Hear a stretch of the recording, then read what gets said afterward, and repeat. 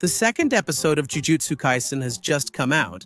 Module we already saw, the whole Module 3 issue was just a minor translation error from the first rumors and scans. I suspected that was the case because on all the manga sites I checked, it just showed up as Module without the 3. But, I'm sorry, I wasn't going to miss the chance to make the Y joke. Module 2, man. But if there's a Module 3, does that mean Module 2 exists? And if that's the case, where is it? Am I going to make a theory in vertical format? Anyway, let's get on with Chapter 2. Let's see what that damn cat son of a bitch is cooking up this time. The first thing we see in the chapter is a couple of people who seem to be in charge of making first contact with the aliens. And here are two things. First, humans are genuinely considering the existence of the symbol space life. Even airports have major bacterial gatherings from everything passing through. Imagine if we introduce unknown space viruses. For all we know, they could bring COVID 2021 and even up to 47. When? Is there a space symbol? Be careful, come here. And second, the world is really strange in the future because of something we'll see later on. The aliens first talked to Poppy in the United States of America, and since everything was standard, I have only two theories. Maybe the United States just got super chill during these years, so the aliens are hanging out relaxed, which would show that this is a work of fiction. Or these bastards literally left that country like Peruvian soil, meaning totally infertile. Anyway, the time comes to talk to who seems to be the alien boss, and he seems like a pretty chill guy. In fact, he doesn't even seem like someone whose power could easily rival Sukuna's or anything like that. The alien leader is smiling and insisting he truly won't kill them all. The humans at the meeting know they can't trust anything this alien says. Intergalactic racism saves the day again. To begin with, these bastards speak Japanese. So either they have a knack for learning languages. Is there some odd lore where they founded Japan millennia ago? Or are they fake aliens like in Inazuma 11? But what do I know? And considering that Gege already stated that sorcerers are originally and almost exclusively from that country, it wouldn't be that strange. Look, bro, we arrived here on Earth a long time ago. We saw some girls around, and the rest is history. I'm sure that cat would make polenta exclusive to Japan if he could, if he even liked polenta. The funny thing is that these humans worry about these guys' ability to speak languages. If they went to the United States and spoke perfect English, they should have at least informed them. But not the damn gringos. All they wanted was to be left alone. I hope Japan doesn't see me. You have sorcerers. We just have a few nuclear bombs. We're defenseless. What could we even do? Leave the world like Fallout? What is this? The leader asks for one of his allies to join the meeting as security. And he didn't invite him before because he might intimidate, and he sure does. He brought in a guy who's 10 feet tall with horns, making him look like a video game final boss. Ultimately, the Martians just want to conceal one member's alien identity and force him in. The group of sorcerers was told to create a shonen trio no matter what. So they have no better idea than to send him with the Okatsu siblings, that is, with Suguri and Yuka. And I want to pause for a second. What happened to sorcery in these 70 years? Is it true there are no sorcerers like Goyo or Yuchi left? Are you saying that in all of Japan, only these two kids are strong enough to take care of an alien companion? Anyway, I guess it'll still be a while before the next Goyo is born. Do we have to wait for the baby? And keep in mind, Japan running out of goat sorcerers wasn't even the worst part.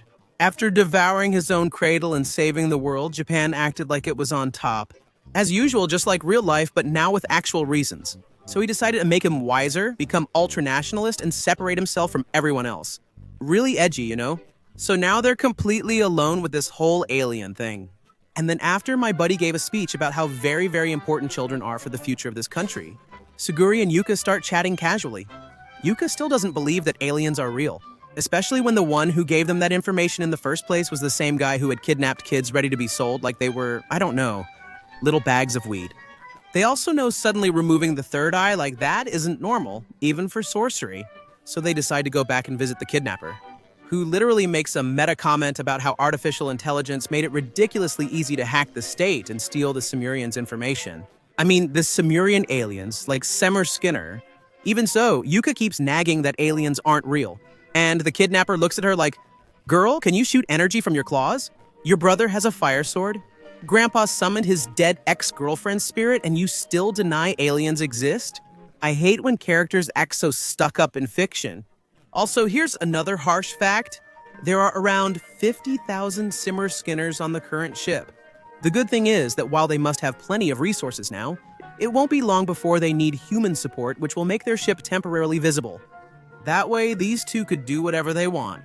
As they head to the ship, the two keep discussing the ring, and Tsurugi refuses to return it, still thinking of his sweet grandma Ai.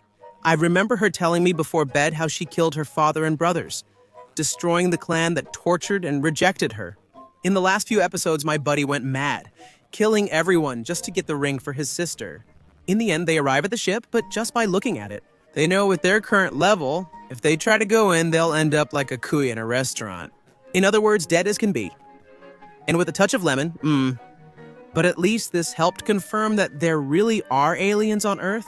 Tsurugi knows thanks to that treaty the Japanese made when they thought they owned the world. It's them, the Sorcerers, who are supposed to take care of threats like these.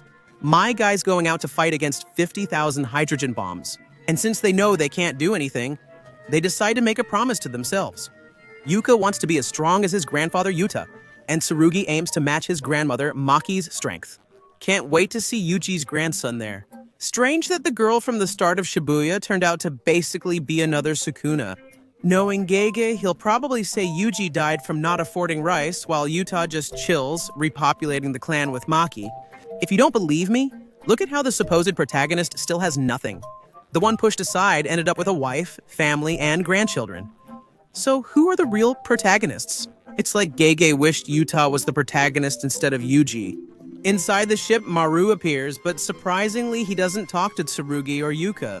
Because this guy vanished without a trace, it turns out he's talking to his twin, who treats him indifferently. He questions Maru's mission results, even though Maru claims he saw both good and bad people.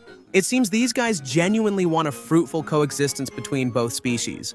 Though Korosu, Maru's brother, knows coexistence is just one possibility.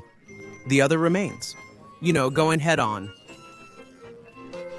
Maru just wants a moment with his little brother to share how his day went. But what if, like I said, some idiot knocks on the bathroom door while I'm about to take the hardest, heaviest, and most powerful dump I've ever taken in my damn life? It's occupied, being, just as Korosu appears on the roof of what seems to be the station. One where, coincidentally, the main characters happen to be around. So Tsurugi goes to see him thinking it's Maru, but Korosu just says, "All cold, edgy, and emotionless, don't talk to me, Horan," which makes Tsurugi angry and ends the episode like that. Well, what can I say, guys? It was a pretty good episode. You can start to notice a bit of Gega's habit of wanting to add a little too much text. Luckily, that text was used to explain the conflicts that shape the character's future actions and thinking. So, the damn long-ass dialogue is used to dig a little deeper into the character's concerns, not to describe how the technique works. Perfected to the millimeter, just so the only person who can use it literally explodes. 2 minutes later, the explanation meant nothing.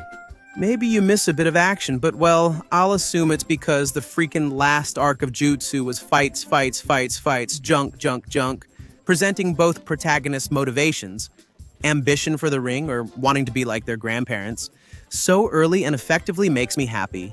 Introducing the protagonist's motivations early makes their journey and growth more satisfying throughout the story. Since you see character A with a little forcefulness, it made us feel. One is the distant Univision has authorized Primo because Isoas has sponsorship, not Pikunganifia NFS.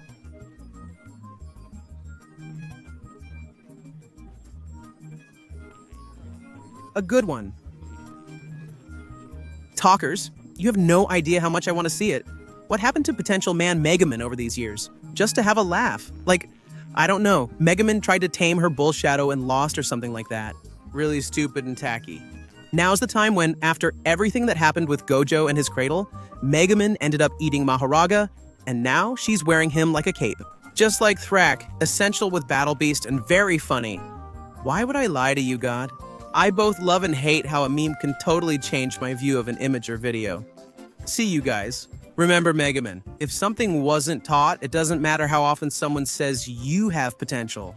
If you don't do something to prove that potential, you'll always be labeled as a Megumin, a potential man.